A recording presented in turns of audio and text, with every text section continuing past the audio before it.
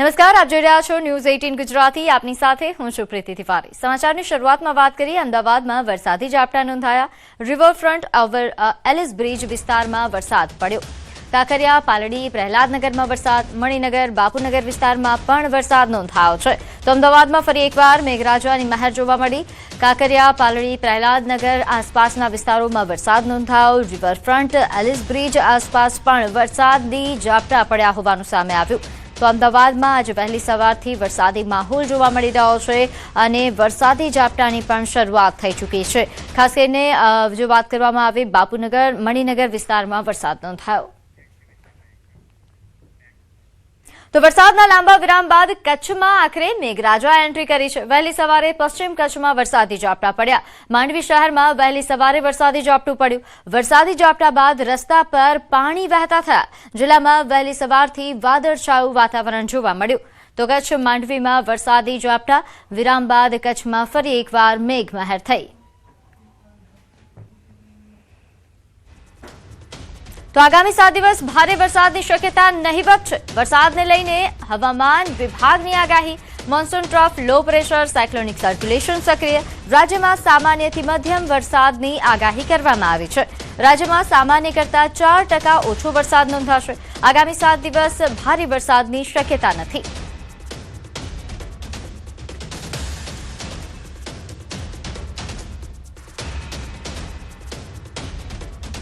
आने वाले 7 दिनों के लिए लाइट टू मॉडरेट रेन का पूर्वानुमान है गुजरात रीजन में और साथ ही सौराष्ट्र और कच्छ रीजन में. और हम सिस्टम्स की बात करेंगे तो गुजरात स्टेट के आसपास जो सिस्टम्स बने हुए हैं उसमें एक low pressure area north east MP पे बना हुआ है और एक दूसरा cyclonic circulation south west MP पे बना हुआ है. और जो एक मानसून ट्रफ है वो अभी भी अमृतसर से लो प्रेशर एरिया को पास कर रही है. इन सिस्टम्स को ध्यान में रखते हुए आने वाले 7 दिनों के लिए लाइट टू मॉडरेट रेन का पूर्वानुमान है जिसमें गुजरात स्टेट के सारे डिस्ट्रिक्ट कवर हैं. તો વરસાદ અંગે અમલાલ પટેલની મોટી આગાહી. 24 થી 72 કલાકમાં વરસાદી ઝાપટાની શક્યતા. મધ્ય અને દક્ષિણ ગુજરાત સાથે સૌરાષ્ટ્રમાં પણ વરસાદની આગાહી છે. અમદાવાદ, ગાંધીનગર, વડોદરામાં વરસાદની આગાહી. તો આણંદમાં પવન સાથે વરસાદની આગાહી કરવામાં આવી. દરિયાકાંઠે ભારે પવન ફૂંકાવાની શક્યતા. આગામી 24 કલાકમાં મધ્ય ગુજરાતના ભાગો, વડોદરાના કેટલાક ભાગો, આણંદના ભાગો, અમદાવાદના ભાગોમાં વરસાદ ઝાપટા પડવાની શક્યતા રહેશે. આ ઉપરાંત ગાંધીનગરના ભાગોમાં અને ઉત્તર ગુજરાતના કેટલાક ભાગો અને પૂર્વ ગુજરાતના કેટલાક ભાગોમાં પણ વરસાદ ઝાપટા પડવાની શક્યતા રહેશે. દક્ષિણ ગુજરાતના ભાગોમાં પણ વરસાદ ઝાપટા પડવાની શક્યતા રહેશે. સૌરાષ્ટ્રના ભિન્ન ભિન્ન ભાગોમાં વરસાદ ઝાપટા પડી શકે. પરંતુ આગામી 72 કલાકમાં વધુ ઝાપટા પડી શકે અને આ વરસાદી પાણી કૃષિ પાકો માટે સારું ગણાશે. જેમાં મધ્ય ગુજરાતના ભાગોમાં હળવા ભારે વરસાદ ઝાપટા પડી શકે.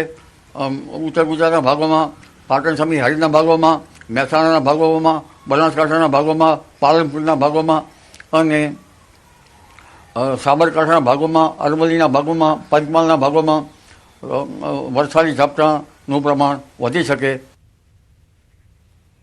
તો જન્માષ્ટમી દરમિયાન વરસાદ પડી શકે છે. 23 થી 30 ઓગસ્ટ દરમિયાન પણ ઉત્તર ગુજરાત, સૌરાષ્ટ્રમાં વરસાદની આગાહી. કચ્છમાં ભારે વરસાદના એંધાણ છે. 26 ઓગસ્ટથી બંગાળની ખાડીમાં નવી સિસ્ટમ સક્રિય થશે. ઓગસ્ટનો અંતથી સપ્ટેમ્બરની શરૂઆતમાં સારો વરસાદ થવાનો અમલાલ પટેલનો અંદાજ. તો 6 થી 10 સપ્ટેમ્બર વચ્ચે રાજ્યના અનેક ભાગોમાં વરસાદી માહોલ રહેશે. 12 સપ્ટેમ્બર બાદ અરબ સાગર, બંગાળની ખાડી સક્રિય થતા ભારે વરસાદની શક્યતા છે. 27 સપ્ટેમ્બરથી 5 ઓક્ટોબર વચ્ચે ગાજવીજ સાથે વરસાદની આગાહી. 10 ઓક્ટોબર આસપાસ દરિયામાં નવી સિસ્ટમથી ભારે પવન ફૂંકાશે. તેમજ દક્ષિણ ગુજરાતના ભાગોમાં ભારે વરસાદ ઝાપટા પડી શકે. સૌરાષ્ટ્રના ભિન્ન ભિન્ન ભાગોમાં ભારે વરસાદ ઝાપટા પડવાની શક્યતા રહેશે. પશ્ચિમ સૌરાષ્ટ્રના ભાગોમાં પણ ક્યાંક હળવા વરસાદ ઝાપટા પડી શકે. કચ્છના ભાગોમાં પણ ક્યાંક હળવા વરસાદ ઝાપટા પડવાની શક્યતા રહેશે. રાજકોટના ભાગોમાં પણ ક્યાંક હળવા વરસાદ ઝાપટા પડવાની શક્યતા રહેશે. સૌરાષ્ટ્રના કેટલાક ભાગમાં ભારે વરસાદ ઝાપટા પણ પડી શકે. પણ ઉલ્લેખનીય છે કે મિઝો વેવ્સ અત્યારે સક્રિય નથી, જેના કારણે વરસાદ બરાબર થતો નથી. આ ઉપરાંત ઓસ્ટ્રેલિયાની આસપાસ એક ચક્રવાતી પરિભ્રમણ છે, જે પણ ભારત તરફથી બંગાળ ઉપસાગરનો ભેજ ખેંચી જાય છે. 26 તારીખની આસપાસ બંગાળનું ઉપસાગર સક્રિય થઈ શકે અને પુનઃ આ માસના અંતથી સપ્ટેમ્બરની શરૂઆતમાં ગુજરાતના ભાગોમાં વરસાદ આવવાની શક્યતા રહે. તેમજ તારીખ 6 થી 10માં પણ વરસાદ આવવાની શક્યતા રહે. જન્માષ્ટમી નિમિત્તે છાંટા પડવાની શક્યતા રહે.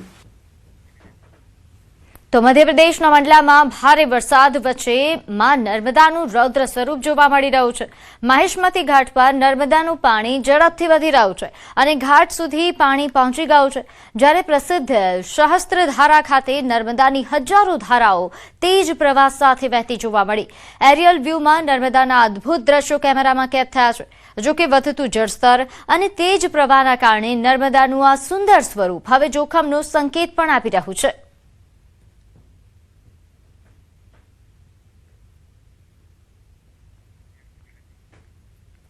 તો મધ્યપ્રદેશના મંડલામાં નાળાના ધસમસતા પ્રવાહમાં પશુઓ તણાયા. જીવના જોખમે નાળું પાર કરતા પશુઓનો વિડીયો સોશિયલ મીડિયા પર વાયરલ થઈ રહ્યો છે. સદનસીબે તમામ પશુઓ સુરક્ષિત બચ્યા. વર્ષોથી પુલની માંગ છતાં તંત્ર ઘોર નિંદ્રામાં હોય તેવું લાગી રહ્યું છે. મંડલા જિલ્લાના મોહગાંવ બ્લોકના મચલા ગ્રામ પંચાયતની આ ઘટના. જંગલમાંથી ચરીને પરત ફરતા સમયે પશુઓ નાળાના ભારે પ્રવાહમાં તણાયા હતા. ભારે વરસાદના કારણે નાળામાં પાણીનો પ્રવાહ ખૂબ જ તેજ હતો. પશુઓ થોડે દૂર સુધી પાણીમાં તણાયા બાદ સુરક્ષિત રીતે બહાર નીકળી ગયા હતા. સ્થાનિક રહીશના જણાવ્યા મુજબ નાળાની બંને બાજુ ગ્રામીણ વસ્તી રહે છે. ચોમાસામાં ગ્રામજનોને આ જોખમી નાળામાંથી જ પસાર થવું પડે છે.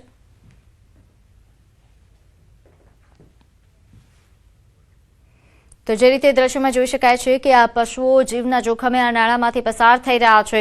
સદનસીબે પશુઓનો આબાદ બચાવ થયો હતો, પરંતુ આ જે પરિસ્થિતિ સર્જાઈ છે તેના કારણે ગ્રામજનો રોષે ભરાયા છે. કારણ કે આ ગ્રામજનો પણ આવા જ નાળામાંથી પસાર થાય છે અને અહીં ઘણા સમયથી પુલ બનાવવાની માંગ કરવામાં આવી છે, પરંતુ આજ દિન સુધી તંત્ર દ્વારા કોઈ તસદી લેવામાં નથી આવી, જેના કારણે લોકો રોષે ભરાયા છે. તો મધ્યપ્રદેશના મંડલામાં મુશળધાર વરસાદથી નર્મદાનું રૌદ્ર સ્વરૂપ. નદીઓ નાળાઓ તોફાની બનતા સેંકડો ગામોનો સંપર્ક તૂટ્યો. રપટા પુલ ડૂબતા જળબંબાકાર જેવી સ્થિતિ વચ્ચે પ્રશાસને લોકોને નદી નાળાથી દૂર રહેવા માટે ચેતવણી આપી. મંડલામાં સતત પડી રહેલા ભારે વરસાદથી નર્મદા નદીની જળ સપાટી ઝડપથી વધી ગઈ છે. મુખ્ય મથક પર આવેલા રપટા પુલ પાણીમાં સંપૂર્ણપણે ગરકાવ થઈ ગયો છે. નર્મદા નદી હાલ ભયજનક સપાટીની નજીક વહી રહી છે. સહાયક નદીઓ ઉભરાતા જ સેંકડો ગામોનો જિલ્લા મથક સાથેનો સંપર્ક કપાઈ ગયો છે. ગડબડી નાળામાં પૂર આવતા ઘુઘરી અને મોહગાંવ માર્ગ પર વાહન વ્યવહાર બંધ થઈ ગયો છે.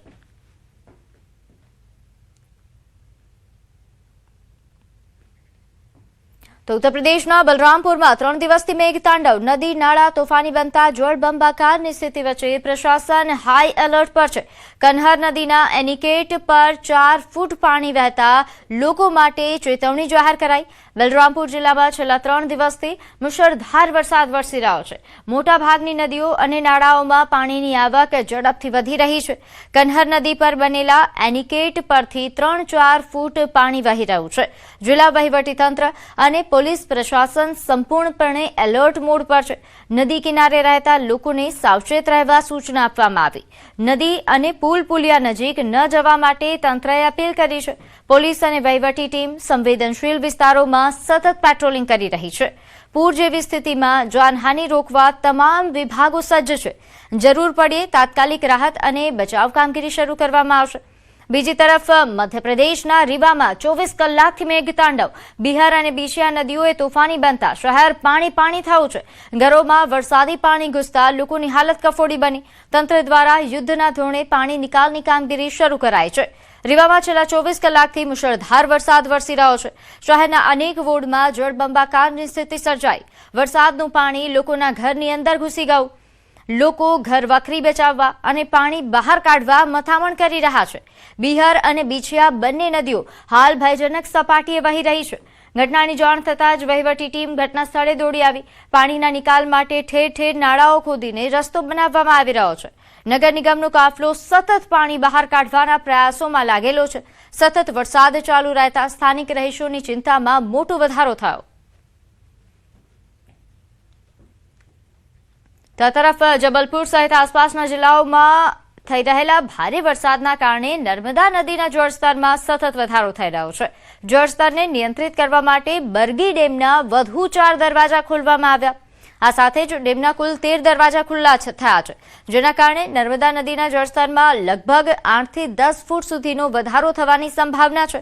નર્મદાનું જળસ્તર વધવાની શક્યતાને ધ્યાનમાં રાખીને જિલ્લા વહીવટીતંત્ર દ્વારા નદી કિનારાના ગામોમાં એલર્ટ જારી કરવામાં આવ્યું છે. લોકોને નદી અને ઘાટથી દૂર રહેવાની સલાહ આપવામાં આવી.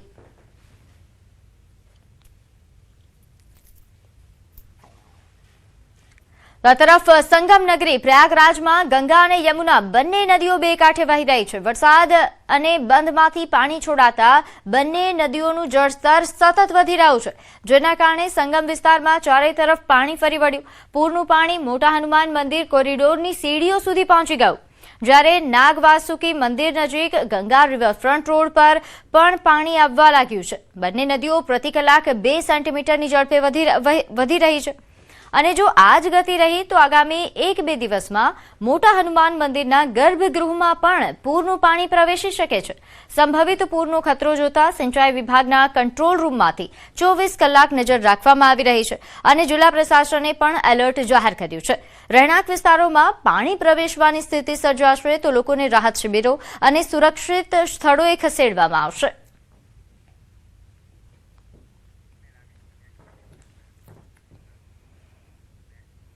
સમાચારોમાં હવે આગળ વાત કરીએ. ભાવનગર ઝેરી દારૂ કાંડના પડઘા હવે અરવલ્લીમાં પડ્યા છે.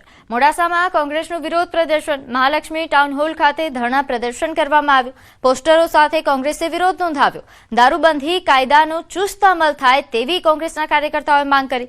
તો અરવલ્લીમાં પણ હવે આ જે લઠ્ઠાકાંડ થયો તેના પડઘા પડ્યા છે અને અહીં કોંગ્રેસ દ્વારા વિરોધ કરવામાં આવ્યો.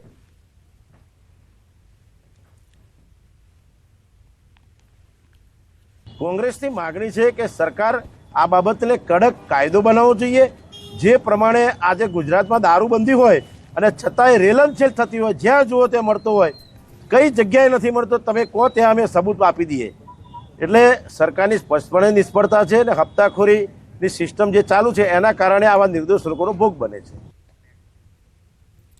તો ભાવનગરમાં લઠ્ઠાકાંડના પડઘા હવે રાજકોટમાં પડ્યા છે. કોંગ્રેસ દ્વારા પોલીસ કમિશનર કચેરી તેમજ જિલ્લા કલેક્ટર કચેરીએ રજૂઆત કરવામાં આવી.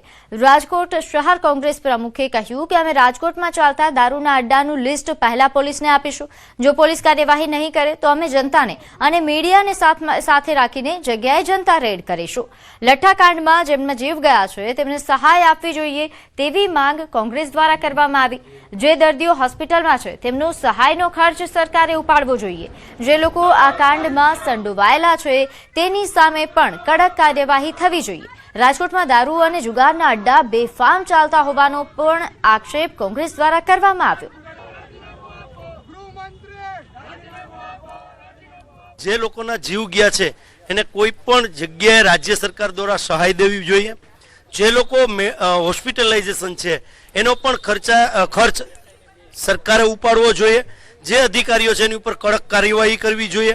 જે લોકો આ વસ્તુમાં સંડોવાયેલા છે એની ઉપર પણ કડક કાર્યવાહી થવી જોઈએ. પોલીસને પણ જગાડ્યા છે કે ભાઈ તમે હવે કાંઈક એક્શન લયો, કારણ કે શેરી ગલીઓમાં રાજકોટમાં દારૂ મળે છે તો આવું જ લઠ્ઠાકાંડ રાજકોટમાં ના થાય એના માટે જ આવેદન આપ્યું છે.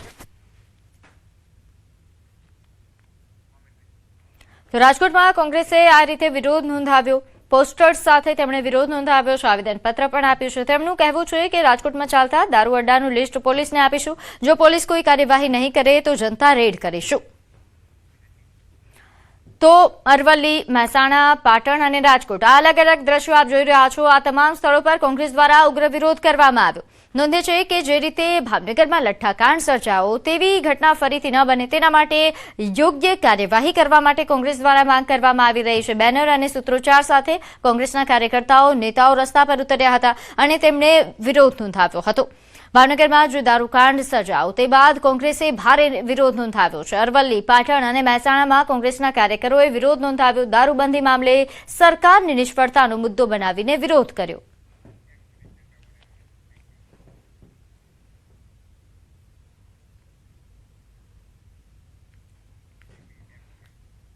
તો વાત કરીએ અમદાવાદની, જ્યાં પોલીસ અને એસએમસીની સંયુક્ત કામગીરી જોવા મળી. બનાવટી દારૂની બોટલ સાથે એકની ધરપકડ કરાઈ. નિકોલ પોલીસને મોટી સફળતા મળી છે.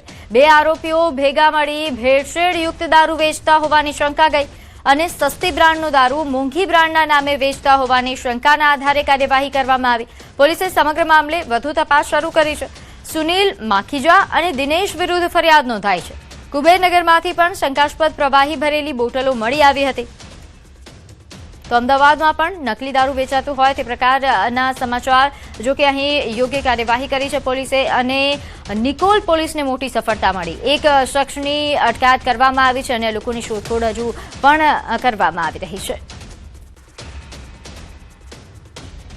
ભાવનગરમાં ડુપ્લિકેટ દારૂકાંડ બાદ સમગ્ર રાજ્યની અંદર રાજ્યના પોલીસ વડા દ્વારા એક ડ્રાઈવનું આયોજન કરવામાં આવ્યું હતું. 3 દિવસ માટે આ ડ્રાઈવનું આયોજન કરવામાં આવ્યું હતું. તેને લઈને સમગ્ર રાજ્યમાં પોલીસ દ્વારા ચેકિંગ શરૂ કરવામાં આવ્યું હતું, જેમાં નિકોલ પોલીસને અટલ આવાસ યોજના પાસેથી એક દારૂની બોટલ સાથે એક વ્યક્તિ મળી આવ્યો હતો અને આ દારૂની બોટલ હતી જેમાં ડુપ્લિકેટ દારૂ હોવાનું સામે આવ્યું હતું. ત્યારબાદ તેની તપાસ કરવામાં આવી હતી અને વધુ એક વ્યક્તિનું નામ સામે આવ્યું હતું. જે ડુપ્લિકેટ દારૂ બનાવવામાં આવતો હતો, અલગ અલગ ફ્લેવરનો ઉપયોગ કરવામાં આવતો હતો. આપ જોઈ શકો છો, આ જે અલગ અલગ જે ફ્લેવર છે તેની ઉપર અલગ અલગ બ્રાન્ડ માટેના જે કોડવર્ડ છે તે પણ આપ્યા હતા. એટલે જે બ્રાન્ડ બનાવી હોય તેમાંથી આ જે કેમિકલ છે તેનો ઉપયોગ કરીને જે તે દારૂની અંદર મિક્સ કરીને ડુપ્લિકેટ દારૂ બનાવવામાં આવતો હતો. જોકે જે નિકોલ પોલીસ અને એસએમસી દ્વારા સંયુક્ત કામગીરી કરવામાં આવી હતી. એક વ્યક્તિની ધરપકડ કરવામાં આવી છે અને અન્ય એક આરોપીનું નામ પણ સામે આવ્યું છે, જેને પણ પોલીસ દ્વારા તપાસ શરૂ કરવામાં આવી છે. એટલે કહી શકાય કે આ જે ડુપ્લિકેટ દારૂ છે તે બનાવવામાં આવતો હતો અલગ અલગ ફ્લેવરોનો ઉપયોગ કરીને. કેમેરામેન અમિત શર્મા સાથે ઋત્વિજ સોની, ન્યૂઝ 18 ગુજરાતી, અમદાવાદ. આગળ વાત કરીએ આણંદના સોજિત્રાના લીંબાલી ગામની પ્રાથમિક શાળામાં ચોંકાવનારી ઘટના સામે આવી. શાળાના આચાર્ય સુરેશ માછીની ઓફિસની તિજોરીમાંથી 50 જેટલી ખાલી દારૂની બોટલો અને 2 ભરેલી વિદેશી દારૂની બોટલો મળી આવી. સોજિત્રા પોલીસે સ્થળ પર તપાસ કરી દારૂની બોટલનો કબજો કરવામાં આવ્યો છે અને આચાર્ય સામે પ્રોહિબિશન એક્ટ હેઠળ ગુનો નોંધી કાયદેસરની કાર્યવાહી હાથ ધરી છે. ગરીબ અને ખેત મજૂર પરિવારના બાળકો ભણતા આ શાળામાં બનેલી ઘટનાએ શિક્ષણ જગતમાં ચકચાર મચાવી દીધી છે. તો ખૂબ જ ચોંકાવનારી ઘટના આણંદથી સામે આવી છે. આચાર્યની ઓફિસમાંથી દારૂ ઝડપાયો છે. 2 ભરેલી બોટલો મળી આવી છે અને 50 જેટલી ખાલી દારૂની બોટલો મળી આવી. સોજિત્રા પોલીસ સ્ટેશનના લીંબાલી ગામમાં પ્રાથમિક શાળા છે સરકારી, તેના પ્રિન્સિપાલ છે સુરેશભાઈ માછી. તેઓ છેલ્લા 25 વર્ષથી ત્યાં નોકરી કરે છે અને તે એમની ઓફિસમાં જ દારૂની ખાલી બોટલો અને 2 નાની બોટલો મળી આવેલી અર્ધ ભરેલી, જે બાબતે શિક્ષણ વિભાગના કર્મચારીઓએ સરકાર તરફે ફરિયાદ આપેલી છે. આ શિક્ષકની ઓફિસમાંથી એટલે કે પ્રિન્સિપાલની ઓફિસમાંથી 50 જેટલી ખાલી બોટલો પણ મળેલી. વધુ વિગત સાથે મારી સાથે સંવાદદાતા જનક જોડાયા છે. જનક, જેમને બાળકોને શીખવાડવાનું છે કે દારૂ જેવા વ્યસનથી દૂર રહો, તેમની જ ઓફિસમાંથી આ રીતે દારૂની બોટલો મળી આવે છે. જનક, તો હાલ ખૂબ જ ચોંકાવનારી આ ઘટના આણંદમાં શાળામાં દારૂની બોટલો મળતા ચકચાર મચી છે. પોલીસે હાલ દારૂની બોટલોનો કબજે મેળવ્યો છે અને આચાર્ય વિરુદ્ધ ગુનો નોંધીને કાયદેસરની તપાસ પણ હાથ ધરવામાં આવી છે. જે રીતે અહીં આચાર્યની ઓફિસમાંથી ભરેલી 2 બોટલો વિદેશી દારૂની મળી આવી અને 50 જેટલી ખાલી બોટલો મળી આવી હતી. જે સામે પોલીસે કાર્યવાહી શરૂ કરી છે. આ ઘટના બાદ ખૂબ જ ચકચાર મચી છે. શિક્ષણ જગત માટે પણ ખૂબ જ શર્મજનક આ ઘટના કહી શકાય. જે આચાર્ય, જે શિક્ષકોએ બાળકોને વ્યસનથી દૂર રહેવા માટે શીખવાડવાનું છે, જો તેમની જ ઓફિસમાંથી આ રીતે દારૂની બોટલો મળી આવે તો એ ખૂબ જ ચોંકાવનારી બાબત કહી શકાય. વધુ વિગત સાથે મારી સાથે સંવાદદાતા જનક જોડાયા છે. જનક, જે આચાર્યને બાળકોને વ્યસનથી દૂર રહેવા માટે શીખવાડવાનું છે, તેમની જ ઓફિસમાંથી દારૂ મળી આવે છે. જી પ્રીતિ, ચોક્કસ આ ઘટના ખૂબ શિક્ષણ જગતને લાંછન લગાવનારી ઘટના છે. આણંદ જિલ્લાનો સોજિત્રા તાલુકાનો ગ્રામીણ વિસ્તાર લીંબાલી ગામ, જ્યાં ખેત મજૂરો નો આખો વિસ્તાર છે. અતિ આર્થિક રીતે સામાન્ય પરિવારના બાળકો સ્કૂલમાં ભણતા હોય છે પ્રાથમિક શિક્ષણમાં. ત્યારે આ ઘટના ખૂબ શરમજનક છે. ત્યાંનો પ્રિન્સિપલ સુરેશ માછી તેની ઓફિસની તિજોરીમાંથી લગભગ 50 જેટલી ખાલી વિદેશી દારૂની બ્રાન્ડેડ દારૂની બોટલો મળી છે. 2 અડધી ભરેલી બ્રાન્ડેડ દારૂની વિદેશી દારૂની બોટલો મળી છે. સમગ્ર ઘટના ખૂબ શરમજનક ઘટના. શિક્ષણ જગત પર આ એક ખૂબ મોટું લાંછન કહી શકાય, કારણ કે માતા પિતા બાળકોને સારા સંસ્કાર, સારા અભ્યાસ અર્થે શિક્ષકો પાસે મોકલતા હોય છે, ત્યારે આ જ શિક્ષકો આ પ્રકારની અનૈતિક આખું જે કામગીરી એમની જે શાળામાં કરતા હોય એ ખૂબ શરમજનક બાબત છે. ચોક્કસ કહી શકાય કે શિક્ષકો વિશે એવું કહેવાય છે કે એક શિક્ષક 100 માતાની ગરજ સારે, ત્યારે આ પ્રકારના શિક્ષક એ શિક્ષણ જગત ઉપર લાંછન રૂપ છે. જી બિલકુલ જનક, આભાર માહિતી આપવા બદલ. તો હાલ જે રીતે સંવાદદાતાએ જણાવ્યું કે આ શિક્ષકો માટે પણ દાખલારૂપ ઘટના કહી શકાય. આગળ વાત કરીએ ભાવનગરની, જ્યાં લઠ્ઠાકાંડ મામલે બેઠકનો ધમધમાટ શરૂ થયો છે. મંત્રી જીતુ વાઘાણી ભાવનગર પહોંચ્યા. જીતુ વાઘાણીની અધિકારીઓ સાથે બેઠક. સટી hospital superintendent, range IG, police અધિક્ષક નીતિશ પાંડે, ભાવનગર ગ્રામ્યના ASP Ghanshyam Gautam, DySP R Singhal સહિતના અધિકારીઓ પણ અહીં હાજર છે અને બેઠકનો ધમધમાટ શરૂ થઈ ચૂક્યો છે. મંત્રી જીતુ વાઘાણી ઉપસ્થિત છે ભાવનગરમાં. આ બેઠકનો ધમધમાટ શરૂ થયો છે. વધુ વિગત સાથે મારી સાથે સંવાદદાતા નીતિન જોડાયા છે. નીતિન, હવે બેઠકોનો ધમધમાટ પણ શરૂ થયો છે. તપાસ ક્યાં પહોંચી લઠ્ઠાકાંડ મામલે? ચોક્કસ વાત કરી તો છેલ્લા 4 દિવસથી આ ઘટના છે એ ટોક ઓફ ધ ટાઉન રહી છે ને આજે નકલી દારૂને લઈને જે લઠ્ઠાકાંડ થયો છે એમાં ધીરે ધીરે જે મૃત્યુઆંક છે એ વધી રહ્યો છે, ત્યારે રાજકારણ પણ ગરમાયું છે. ખાસ કરી વાત કરીએ તો આજે કૃષિ મંત્રી જીતુ વાઘાણી છે તે લઠ્ઠાકાંડ મામલે ભાવનગર આવી પહોંચ્યા હતા અને પહેલા સરકારી હોસ્પિટલમાં જ્યાં જે દર્દીઓ છે જે સારવાર લઈ રહ્યા છે તેમની મુલાકાત કરી હતી અને ત્યારબાદ તેમને અત્યારે એક એસપી કચેરી ખાતે જે સિનિયર અધિકારીઓ છે એટલે કે હોસ્પિટલ સર્ટીના જે સુપ્રિન્ટેન્ડન્ટ છે, રેન્જ આઈજી છે, ભાવનગર એસપી છે, ભાવનગર ગ્રામ્ય એએસપી છે, તેમના વિસ્તારમાં હદ વિસ્તારમાં આ ઘટના બની હતી. સિટી ડીવાયએસપી સહિતના કાફલા સાથેની હાલ અત્યારે એસપી કચેરી ખાતે છે તે મિટિંગ યોજવામાં આવી રહી છે અને સમગ્ર બાબતને લઈને હાલ જે છે ઘટનાક્રમ તેનો ચિતાર મેળવવામાં આવી રહ્યો છે ને હવે આગળની રણનીતિ મતલબ આગળની જે કાર્યવાહી હાથ ધરવામાં આવશે તે અંગે ચર્ચાનો દોર શરૂ છે. જી આભાર માહિતી આપવા બદલ. તો હાલ જોઈતે સંવાદદાતાએ જણાવ્યું કે હાલ આ બેઠકનો ધમધમાટ શરૂ થયો છે. હવે આગળ કેવા પ્રકારની કાર્યવાહી થશે, આ ઘટનાક્રમ કેવા પ્રકારનો રહ્યો તેની માહિતી મેળવવામાં આવી રહી છે. સમાચારોમાં હાલ સમય થયો છે એક નાનકડા વિરામનો.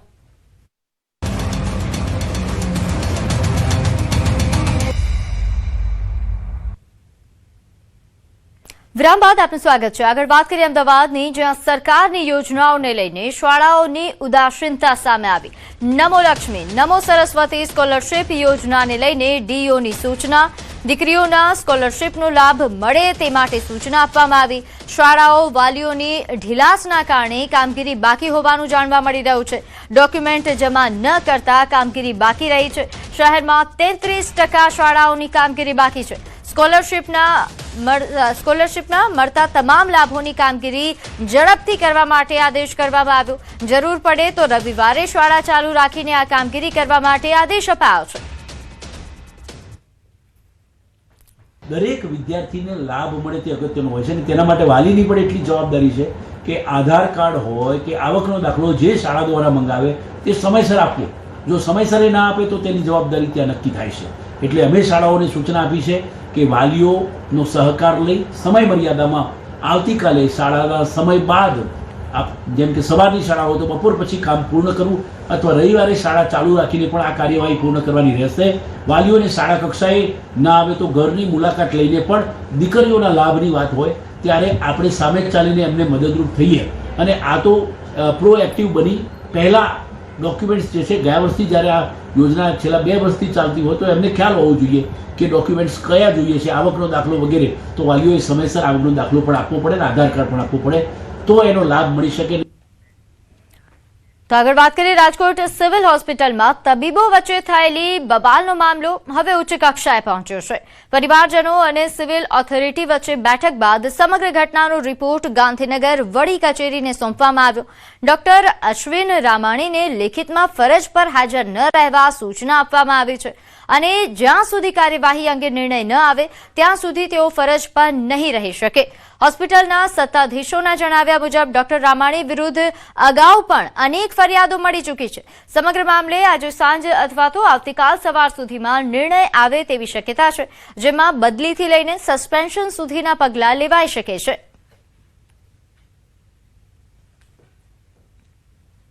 આજરોજ ડીન સર અને સુપ્રિન્ટેન્ડન્ટ મેડમની અધ્યક્ષતામાં જે રેસિડેન્ટ અને તબીબ અધિકારી વચ્ચે જે બનાવ બન્યો છે એમના ગહન ચર્ચા થઈ છે. અમને એમનો જે રિપોર્ટ છે એ ગાંધીનગર કક્ષાએ મોકલાવેલો છે. ત્યાંથી આગળની કાર્યવાહી માટે ભલામણ પણ કરેલી છે અને ત્યાંથી રિપોર્ટ આવીએ અમે આગળની જાણ કરી શકીશું. તો હાલ બદલી કે સસ્પેન્શનની શક્યતા છે અને યોગ્ય કાર્યવાહી કરવામાં આવશે તેવી ખાતરીઓ પણ આપવામાં આવી રહી છે. તો રાજકોટમાં સિવિલમાં તબીબોની બબાલને લઈને હવે પડઘા પડી રહ્યા છે. સમાચારોમાં હાલ બસ આટલું જ. આપ જોતા રહો ન્યૂઝ 18 ગુજરાતી. નમસ્કાર.